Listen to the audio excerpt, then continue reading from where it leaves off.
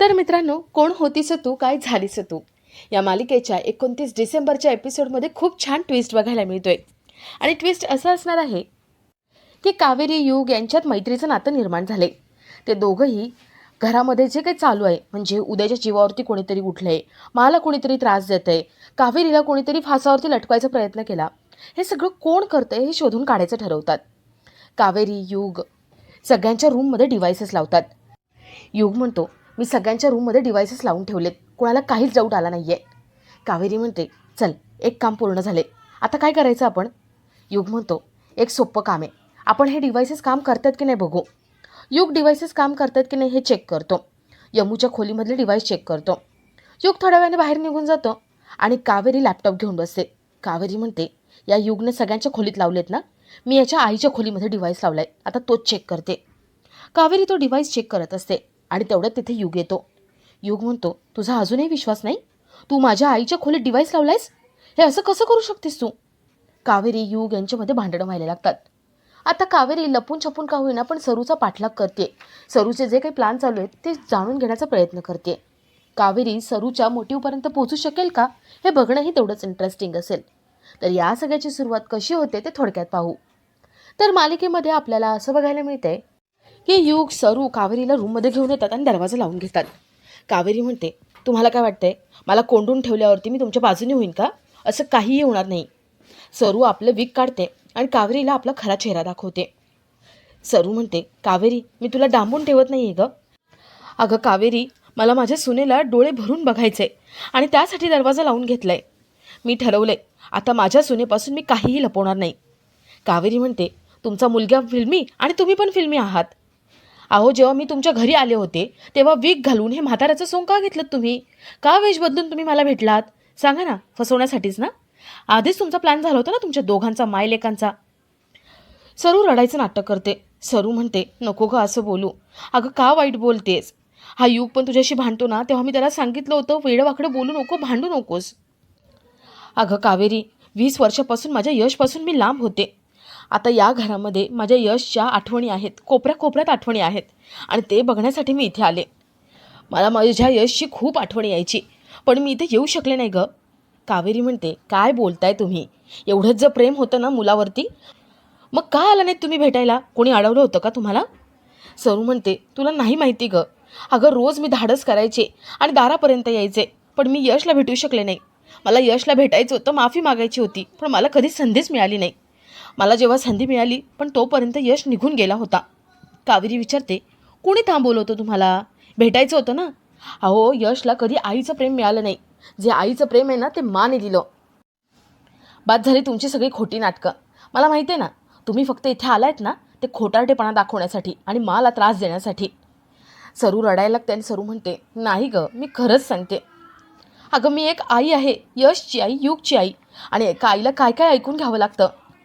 युग म्हणतो, कावेरी, तुला माहिती नाही, ती सुलक्षणाने धक्के मारून माझ्या आईला घराबाहेर काढलं होतं.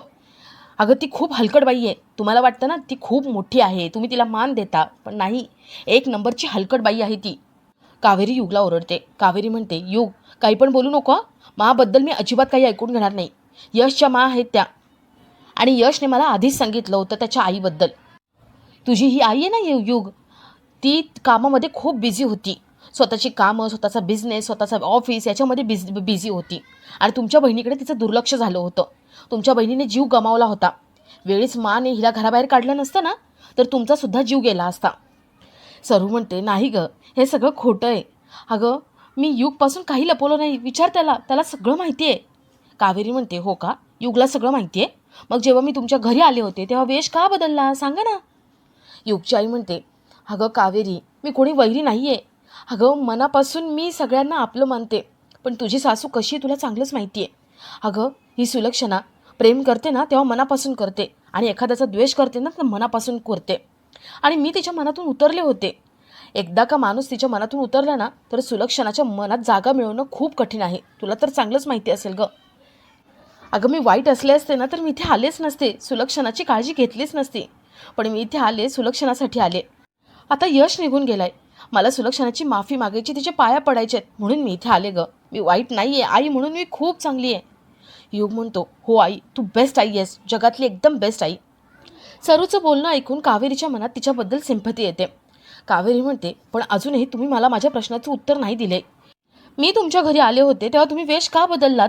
आत्तापर्यंत वेश बदलून का राहत होतात? युगची आई म्हणते, कावेरी, अगं मी माझं खरं रूप दाखवलं असतं ना तर सुलक्षणाने मला 1 सेकंदसुद्धा इथं उभं केलं नसतं. अगं तिला वाटतंय की सरिता खूप वाईट आहे आणि ती सरस्वतीसोबत नीट वागते. पण शेवटी किती झालं ना तरी यमू, निशा, उदय माझेच मुलं आहेत ना गं.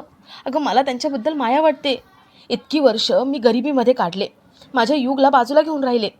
पण मी जर वाईट असले असते तर माझ्या दोन्ही मुलांना मी नेत होते ना तेव्हाच. मी गरिबीत वाढवलं असतं का? अगं मी इथे येऊन पैसा लुबाडला असता. माझे एवढे नातेवाईक आहेत पण सगळ्यांपासून मला लांब राहावं लागतंय. मला यशबद्दल समजलं ना तेव्हाच मी ठरवलं वहिनींकडे येणार, त्यांची माफी मागणार.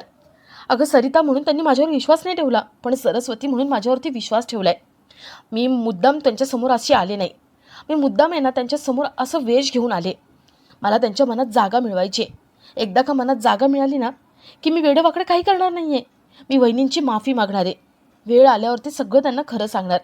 मग त्यांना कळेल घर सोडून गेलेली सरिता वेगळी होती आणि आलेली सरिता वेगळी आहे. म्हणून सांगते कावेरी, प्लीज माझ्यावरती विश्वास ठेव. 1 संधी दे. प्लीज कुणाला काही सांगू नको. मला राहू दे इथे कावेरी. कावेरीला हे सगळं खरं वाटतं. ती विचार करत त्या रूममधून बाहेर पडते. कावेरी रूममधून बाहेर येऊन विचार करत असते. युग, त्याची आई लपून ते सगळं बघत असतात. कावेरीच्या वागण्याचा अंदाज घेत असतात. सरू म्हणते, हे बघ, कावेरीच्या मनात गोंधळ उडालाय. ती आता खूप कन्फ्यूज आहे. मला माहिती आहे ना ती आता सुलक्षणाला जाब विचारायला जाणार. तर इथे कावेरी मनात म्हणत असते, मा असं का वागल्या असतील? मा तर अशा कधीच चुकीचं वागत नाही. सगळ्यांना आधार देतात, सगळ्यांच्या मनाचा विचार करतात. मग एका आईला आपल्या मुलापासून का दूर केलं त्यांनी? का असं वागल्या? नाही, मला आता हे सगळं माला विचारावंच लागणार. कावेरी सुलक्षणाला विचारायला जाते आणि युगची आई लांबून सगळं बघत असतात. कावेरी सुलक्षणाकडे येते आणि सुलक्षणा म्हणते, मा, मला काहीतरी महत्त्वाचं बोलायचं होतं. सुलक्षणा विचारते, काय झालं कावेरी? कावेरी म्हणते, मला यशच्या आईबद्दल बोलायचं होतं. सुलक्षणा खूप चिडते. सुलक्षणा म्हणते, कावेरी, त्या बाईचं नावसुद्धा काढू नकोस. तिचं नाव ऐकलं ना की मनस्ताप होतो. तिची आठवण नको, नाव नको, विषय नको. कावेरी मनात म्हणते, मा ना नाव ऐकून एवढा त्रास झाला.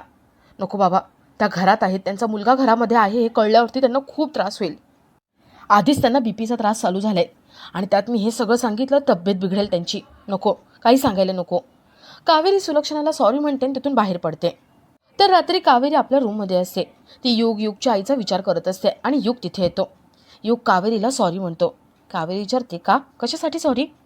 युग म्हणतो, कावेरी, अगं तुझ्यावरती मी हात उचलला, तुझ्याशी मी भांडलो, ओरडलो तुझ्यावरती. मला गिल्टी फील होतंय. कावेरीला युगचा सच्चेपणा भावतो. ती त्याला म्हणते, इट्स ओके रे, मी तुला माफ केलंय. युग म्हणतो, कावेरी, माझी आई वाईट नाही आहे गं, खूप चांगली आहे. अगं माझी आई कुणालाच त्रास देऊ शकत नाही. ती सगळ्यांना समजून घेते आणि हर्ट नाही करणार गं. तिला फक्त तिचा हक्क मिळवायचा, बाकी काही नाही. कावेरी म्हणते, पण मग हे सगळं कोण करते? कोण घराच्या वाईटावरती उठले? कोण असं चुकीचं वागतंय? युग म्हणतो, नाही माहिती गं. मला तर असं वाटतं ना यशचा कोणीतरी शत्रू असेल, तो या सगळ्यांच्या वाईटावरती उठला असेल. कावेरी म्हणते, नाही, यशचा कोणीही शत्रू नव्हता. युग म्हणतो, कावेरी, मला एक सांगायचं होतं. माझी पोकी अशी गर्लफ्रेंड नाही आहे. मी आहे ना लोकांना जळवण्यासाठी असं करत होतो आणि तुला त्रास देण्यासाठी. कसं असतं ना, आपल्याकडे गर्लफ्रेंड असले ना की लोक आपल्याशी नीट बोलतात म्हणून. कावेरी म्हणते, मनापासून तू खूप चांगला मुलगा आहेस रे, मला तर जाणवायला लागले. युग हात पुढे करतो आणि कावेरीला म्हणतो, कावेरी, फ्रेंड्स? कावेरी पण हात मिळवते आणि दोघंही मैत्रीच्या नात्याने आता पुढे जायचं ठरवतात. कावेरी म्हणते, युग, माझ्याकडे एक मस्त प्लॅन आहे. युग म्हणतो, सांग ना, काय करायचं आहे? कावेरी, युग हे जे कोण घरामध्ये घडवतं आहे त्यांचा शोध घेणार असतात. आणि आपला आजचा हा भाग इथेच संपतो.